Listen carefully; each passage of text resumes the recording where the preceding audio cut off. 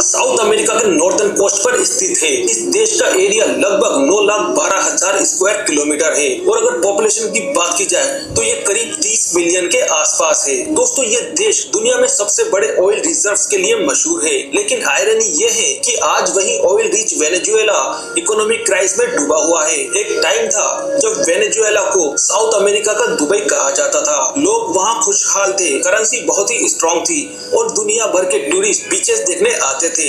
लेकिन जब oil prices गिरे और पॉलिटिकल करप्शन बढ़ा तो देश में हंगर, पॉवर्टी और माइग्रेशन का तूफान आ गया। फिर भी इस मुश्किल वक्त में भी मुस्लिम्स ने अपनी मेहनत और बिजनेस से एक स्ट्रॉन्ग पोजीशन बनाए रखी। आइए दोस्तों जानते हैं कि वेनेजुएला में इस्लाम कैसे आया। दोस्तों इस्लाम वेनेजुएला में 20वीं सेंचुरी की शुरुआती दौर में आया, जब लेबनान और सीरिया से अरब इमिग्रेंट्स यहाँ बसने आए। लोग नए मौके और सुकून की जिंदगी के लिए लैटिन अमेरिका की तरफ निकल पड़े। वेनेजुएला उनमें से एक फेवरेट डेस्टिनेशन बन गया क्योंकि यहाँ ट्रेड के मौके थे और लोकल लोग भी फ्रेंडली और वेलकमिंग थे। पहले ये अरब फैमिलीज कैराकस और मारासाइबू जैसे सिटीज में बसी, वहीं से इस्लाम का सफर शुरू हुआ। पहले उन्होंने छोटे प्रेयर हॉल्स बनाए, फिर धीरे धीरे मस्जिदें और इस्लामिक स्कूल्स स्टैब्लिश किए। दोस्तों आज वेनेजुएला में करीब 2 लाख मुसलमान रहते हैं, जो टोटल पॉपुलेशन का 0.6% बनते हैं। दोस्तों ये छोटी कम्युनिटी होने के बावजूद अपनी यूनिटी और इकोनॉमिक स्ट्रेंथ के लिए जाने जाते हैं।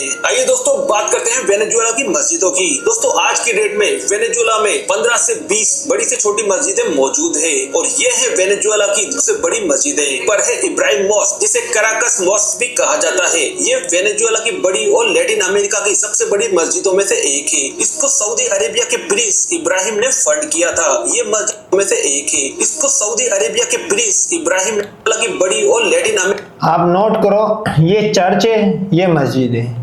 कोई और ही प्रॉब्लम, कोई प्रॉब्लम नहीं होगी क्योंकि इब्राहिमी के वो अपने रास्ते पे जा रहे हैं, हम अपने रास्ते पे। लेकिन यहीं पे अगर लंड भक्त आ जाए, हिंदू आ जाए, सीता के फटे सुरागों के इनसिक्योर लोग आ जाए, यहाँ पे फड्डे फसाद शुरू हो जाएंगे। खैर अल्लाह माफ करे, ये इंडिया के बाहर तो छोड़ो, इंडिया के बॉर्डर के एरिया में भी इनकी औकात नहीं है कि घर ले ले, जो इनका हाल करा पाकिस्तान ने। तो आप नोट करो कितने आराम से और शांति से ये लोग रह रहे। ये चर्च बना, ये चर्च है, ये मस्जिद है भाई। अमेरिका की सबसे बड़ी मस्जिदों में से एक है। इसको सऊदी अरेबिया के प्रिंस इब्राहिम ने फंड किया था। ये मस्जिद कराकस सिटी के हार्ट में स्थित है, जहाँ का व्हाइट डोम और टॉल मीनारे सिटी स्काईलाइन को एक नई शान देती है। यहाँ फ्राइडे प्रेयर्स में हजारों मुस्लिम जमा होते हैं और रमजान और इफ्तार के दौरान यहाँ पर काफी चैरिटी इवेंट्स भी चलते हैं। एक इस्लामिक सेंटर और अरेबिक स्कूल भी है, जहाँ बच्चों को कुरान और अरेबिक लैंग्वेज सिखाई जाती है। ये मस्जिदें वेनेजुएला के मुस्लिम्स के लिए सिर्फ इबादत की ही जगह नहीं, बल्कि एक सोशल और कल्चर आइडेंटिटी का सिंबल है। आइए दोस्तों जानते हैं कि वेनेजुएला मुस्लिम्स क्या काम करते हैं। दोस्तों वेनेजुएला के मुस्लिम्स का लाइफस्टाइल काफी बैलेंस है। ज्यादातर मुस्लिम्स बिजनेसेस और ट्रेड में है, स्पेशली टेक्सटाइल, इलेक्ट्रॉनिक्स और इंपोर्ट एक्सपोर्ट सेक्टर में। कैराकस और मारासाइबो के बाजार में आपको लेबनीज और सीरियन ओरिजिन के मुस्लिम शॉप ओनर्स मिलेंगे, जो अपने ऑनेस्ट ट्रेड और कस्टमर रेस्पेक्ट के लिए मशहूर है। अच्छा ये सीरियन बताओ कब आए होंगे? जहां तक मेरा एक गेस हैगा कि ये जो भी अरब स्प्रिंग हुआ था, सीरिया के हालात खराब हो गए थे, तो ये मेरे को लग रहा है जब माइग्रेशन चली है सीरिया और इराक से बहुत लोग बहुत जगहों पे गए, तो ये सीरियन मेरे ख्याल में ये उस टाइम के वेनेजुएला में गए भी। मुस्लिम रेस्टोरेंट बिजनेस में भी है, जैसे जहां अरब स्टाइल फूड जैसे शवरमा, कबाब्स और फलाफल, ये सब लोकल लोगों के बीच बहुत ही पॉपुलर है। हलाल फूड इंडस्ट्री वेनेजुएला में स्टेडली ग्रो कर रही है और कुछ मुस्लिम्स तो अब बताओ, हलाल फूड तो यहाँ भी आ गया, अब लंड भक्तों का तो बाहर कोई पूछेगा भी नहीं। मतलब आप नोट करो, इनकी माँ है और पूरी दुनिया में खाई जाती है, इंक्लूडिंग इंडिया में भी कितनी स्टेट्स है, केरला है और जो भी मुस्लिम आबादियां जहाँ पे ज्यादा है वहाँ पे धड़ल्ले से खाया जाता है। अब बताओ लंड भक्तों तुम्हारी माँ काट के खा रहे वेनेजुएला, क्या करोगे तुम? हलाल सर्टिफिकेशन एक्सपोर्ट बिजनेस भी चला रहे हैं। दोस्तों आज के मुस्लिम यूथ वेनेजुएला में एजुकेशन और मॉडर्न प्रोफेशंस में भी एंटर कर रहे हैं। बहुत से मुस्लिम स्टूडेंट डॉक्टर, इंजीनियर्स और आईटी प्रोफेशनल्स बन रहे हैं। कराकस में एक वेनेजुएलन इस्लामिक स्कूल भी है, जिसे कुवैत के फंड से एस्टेब्लिश किया गया। दोस्तों यहाँ पर वेनेजुएलन करिकुलम के साथ अब जो लोग बोलते हैं ना कि यार ये अरब कोई ये लोग क्या फंडिंग करते हैं, ये लोग वो फंडिंग करते हैं जो तुम्हारा बाप भी नहीं कर सकता है। ये इतने की फंडिंग करते हैं कि तुम्हारे आने वाली जिस कंट्री में तुम पैदा हुए उसका बजट भी शायद इतना ना हो। तो ये देख लो, कोई सऊदी अरब, ये लोग ही मस्जिदें बनाते और फिर वहीं से बिगिनिंग स्टार्ट होती है। तो जो ये ईरानी प्रोपेगेंडा करते कि भाई ये क्या करते क्या नहीं करते, देख लो भाई, पूरी दुनिया में अगर आप जाओगे तो अरब के फुटप्रिंट्स मिलेंगे मस्जिदें बनाने में।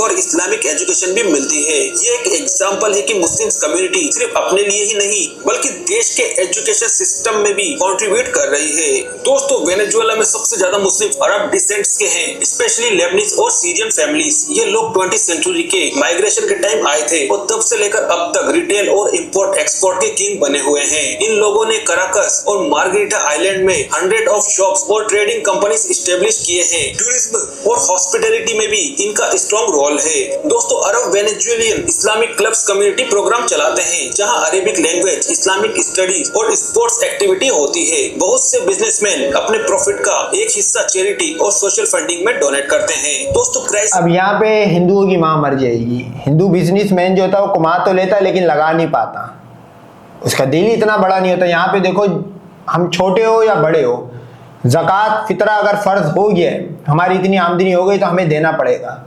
तो देखो, इससे क्या होता है कि सारे मुसलमान जो गरीब होते हैं उनकी मदद होती है, तो कहीं ना कहीं उनके पास ऊपर आने का मौका होता है। ये एक कॉन्सेप्चुअली भी अगर देखो तो इस्लाम इस वजह से भी ज्यादा ग्रो कर रहा है कि इसमें यूनिटी बहुत है। इसके दौरान जब वेनेजुएला की इकोनॉमी गिर रही थी तब भी मुस्लिम बिजनेस ओनर्स ने अपनी फर्म्स और स्टोर चलाए रखे। ये कम्युनिटी मिडिल और अपर मिडिल क्लास में काउंट होती है। कुछ मुस्लिम फैमिलीज लैटिन अमेरिका के दूसरे देशों जैसे कोलंबिया, पनामा और ब्राजील में एक्सपेंड भी कर गई। तो दोस्तों, ये थी कहानी वेनेजुएला के मुस्लिम्स की। अगर आपको ये वीडियो पसंद आई हो तो वीडियो को लाइक करें और चैनल को